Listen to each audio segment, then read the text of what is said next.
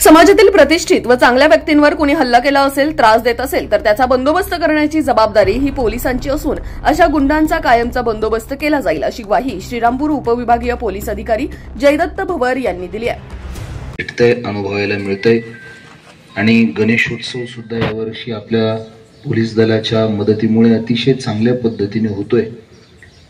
जी गावकऱ्यांनी विश्वासाची भूमिका आपल्यावरती दिली, आदरणीय भाऊंच्यावर झालेल्या या हल्ल्याच्या संबंधाने निश्चित त्याची एक चांगली पातळी, कामाची पातळी आपण सर्वांनी मिळवली आणि पुढेही त्याच्या टोकापर्यंत आपण जाल असा आमचा सर्वांचा विश्वास आहे. भाऊंचं 2 दिवसांनी अभिष्ट चिंतन आहे, पण आजच आपण सर्वांनी त्यांचा सन्मान केला. मी भाऊंनाही त्यांच्या पुढच्या संपूर्ण प्रभू दिवसापासून बोलवलं होतं की आपण येणार का. थोरात साहेबांची आणि माझी ओळख नामदार साहेबांची ज्यावेळेस आमची सरकारी अधिकाऱ्यांची मीटिंग होती त्यावेळेस ते आले होते, त्यांच्या कामानिमित्त त्यावेळेस झाली.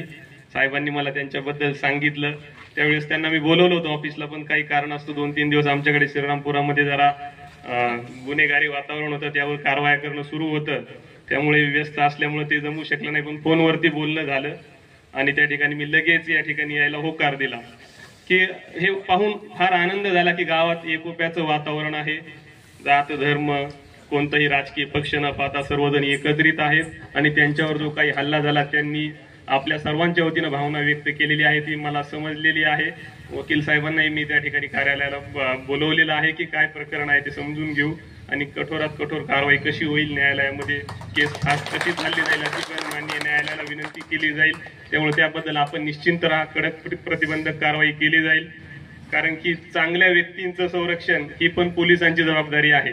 त्यांनी त्यांच्या राजकीय आयुष्यात, सामाजिक आयुष्यात अतिशय चांगलं काम केलेलं आहे. आत्ताच कळालं की त्यांचं 80 वर्ष पूर्ण झाले आहे, ती 81व्या वर्षी पदार्पण करत आहेत. परंतु काही कारणास्तव आजच त्यांचा आपण अभिष्ट चिंतन वाढदिवस साजरा केलेला आहे.